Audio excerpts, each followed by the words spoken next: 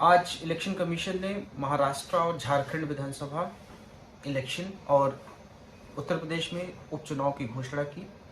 हालांकि मिल्कीपुर विधानसभा की घोषणा इस वजह से नहीं की गई क्योंकि वहां पे मेरे द्वारा एक याचिका फाइल की गई election petition Lucknow high court में। मेरे क्लाइंट गोरखनाथ जो वहां से एक विधायक भी रह चुके हैं, और इलेक्शन पिटीशन हमने गोरखनाथ के द्वारा फाइल की थी, जिसमें हमने ये मांग की थी कि जो अवधेश प्रसाद जी जो अब सांसद बन चुके हैं, उनके द्वारा जो एफिडेविट फाइल किया गया था इलेक्शन कमीशन के पास, रिटर्निंग ऑफिसर के पास, वो बिल्कुल फॉर्ज है, फैब्रिकेटेड है। क्योंकि जो नोटरी उन्होंने कराई थी, ये मेरी याचिका है Gorakhnath versus Awadhesh Prasad Lucknow high court में।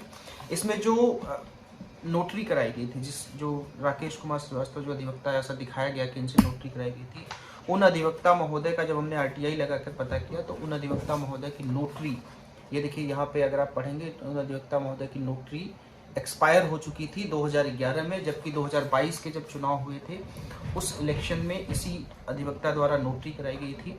उसको हमने चैलेंज किया था, जिसमें माननीय न्यायालय ने संज्ञान लेते हुए नोटिस जारी किया था। इसमें सुनवाई चल रही है। हालांकि बीच में जब लोकसभा चुनाव हुए तो वो सांसद चुन लिए गए, और इसलिए हमने भी याचिका को बहुत ज़्यादा प्रेस नहीं किया क्योंकि ऑलरेडी वो इन्फ्लेक्चुअस हो गई थी। लेकिन चूंकि मामला पेंडिंग है, मामले में माननीय न्यायालय संज्ञान ले चुका है, इसलिए आज चुनाव का जब घोषणा हुई तो मिल्कीपुर विधानसभा में घोषणा नहीं हुई। हालांकि हम 1-2 दिन में इसमें पिटीशन को विड्रॉ करेंगे, और विड्रॉ करके उसके बाद इलेक्शन कमीशन को भी इन्फॉर्म कर देंगे।